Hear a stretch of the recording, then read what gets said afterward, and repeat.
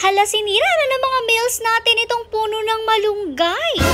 Etong video na to, kasabayan pa nga to nung video na ginagawa nga po ang cage ng ating mga musa. Nakita nyo nga doon sa video na yon na sinira na nga yung puno ng malunggay kasi super taas na niya. At syempre, etong ating pack members ang nakinabang sa mga malunggay na tinabas-tabas. Etong mga males natin, paglabas nila, nako talaga sinugod na agad nila itong isang mahabang puno ng malunggay or tangkay na to na tinabas nga ni Kuya Edmar nyo. Basta bet na bet talaga nila yung ganitong mga malunggay at kahit nga yung mga damo-damo, alam nyo naman nangangain sila basta lumalabas sila. Pero kung makikita nyo naman ng mga fur babies nyo na kumakain ng mga damo sa labas, hayaan nyo lang po sila. Lalong-lalo na't alam naman ng mga doggies kung ano yung mga damo na hindi toxic for them. At ang mga doggies natin may reason rin kung bakit sila kumakain ng mga ganong klaseng damo. Alam nyo ba ang pack members natin after nila mga damo na haba-haba, hindi yung malunggay na ganito guys. May tendency nga sila na magsuka pero okay lang yun guys. Kasi nga yun talaga yung nagiging reaction ng kanilang katawan sa damo. Anyways, balik na tayo sa video. Eto, kalaro na rin nga si Ate Bibo ng ating pack members. Alam niyo naman si Ate Bibo natin, lumaki na talaga siya dito sa ating pack members. Kaya naman nung medyo maliit pa siyang, marami talaga nagko-comment na bakit daw hinahayaan namin na malafang ng ating pack members ang bata. Pero hindi nila alam, Diyos ko, immune na po si Ate Bibo sa ating pack members. At actually, kilalang kilala na sila ng pack members natin at hindi naman nila sasaktan intentionally si Ate Bibo. Actually, kapag nakikita nga nila si Ate Bibo, ang tendency nila is iwasan na nga lang siya at hindi nga nila pinapansin minsan yan. Time nga na to, dahil wala nagbabantay sa ating pack members at umalis saglit si Kuya Sermier nyo. Ayan si Ate Bibo for the play. Tapos bigla na lang siya lumapit kay mother. Sabi niya na hurts daw siya ni Hercules. Ibig sabihin nga niya, nasaktan daw siya ni Hercules. Kaya naman chinek ni mother sa CCTV ko ano nangyari. Pero yun pala, nagdanggil lang siya doon sa lamesa na akyata ng ating pack member. O, diba nakakaloka si Ate Bibo? Niloko-loko niya tayo. Yun naman pala ay nadanggil siya sa lamesa sa pagkuha niya sa ball. Di na rin nga natuloy ang pagkuha niya doon sa ball. Kaya naman paglabas ng pack members natin ay nandyan pa rin talaga yung ball na yan at nadaan-daanan nila dyan. For the rin nga sila agad dyan sa side kasi ang dami-dami ng malunggay. Pero kasi konti-konti na lang yan at lagpak-lagpak na lang kaya hindi na nila kinuha. Kanya-kanya na nga ulit silang gawa-gawa dyan since alam nyo naman ang pack members natin paglabas kulit-kulitan na lang talaga ang mga ganap. Noong una nga sa sobrang busy nila pagkukulitan hindi na talaga nila napapansin yung ball. Basta pansin pa nga nila si Kuya Edmar nila na lumabas kasi nga may gagawin siya since alam nyo nung time na to ginagawa nga nila yung cage ng musa. Pero si mother may inihanda naman siya para sa ating pack members. Ito ang sandamakmak na malunggay. Siyempre naman pinagtira niya ang ating mga females. Hindi naman pwede mga males lang natin yung kakain. Kung yung mga males nga natin na isang tangkay yung kanila, ito sa mga females natin talaga mga himay-himay ng konting ganyan. Tapos binigay na lang sa kanila. Ito na lang rin nga yung nagsisilbi talagang treat ng ating pack members. Alam nyo naman hindi tayo nagbibigay sa kanila ng mga processed treats. Kasi maniwala man kayo or sa hindi at based from our experience, talagang ang treats ay nakakatindi pa sa pagiging picky eater ng ating mga fur babies. Kaya naman kung picky eater na talaga inyong mga fur babies tas binigyan nyo pa ng treats ay mas lalalayan kasi nga yung mga treats may mga laman siya mga kung anik-anik na hindi nakakatulong para mas ganahan ng ating mga fur babies. Kaya naman na binibigyan na lang namin na treats sa kanila, it's either gulay ay prutas. Kaya nga dito sa atin hindi pwedeng wala talagang prutas, mapamangga man yan, watermelon, banana, kamote, apple, orange at kung ano-ano pa. Basta ang mahalaga meron tayong stock para sa ating pack members at may treats sila every day. Anyways, balik tayo sa video. Maya-maya pa napansin na rin ni Olaf etong ball na to at ayan, nakuha na nga talaga niya yan. Ito pa naman si Olaf, basta may makuha siyang toy, gusto na talaga niya, itatago niya nga yan at hindi niya talaga yung bibitawan hanggat alam niya na pwedeng meron pang maaring umagaw niyan sa kanya. Kaya naman nung time na yan, si Olaf nagyayaya na nga talagang pumasok sa loob kasi ayaw nga niya na may mga kasama siya since alam niyang maaagawan siya. Hindi na rin naman nagdalawang isip si mother na papasukin nga itong si Olaf kasi alam niyo ba itong si Olaf, napakadali niya talagang ma-stress. Kapag nga siya ay natakot na or hindi mo siya napagbigyan sa gusto niya, Diyos ko, maya-maya pa stress na talaga yung batang yan. Nalalaman naman namin na stress na siya kapag yung pupo niya, Diyos ko, sobrang lambot at sirit na talaga. Kaya naman kung anong gusto nitong si Olaf, pinagbibigyan talaga namin kesa naman ma-stress siya, kawawa, diba? Anyways, balik nga tayo sa video. Nung papasukin nga ni mother si Olaf, naghintay lang talaga siya, nasarhan nga yung pinaka-door ng kanyang room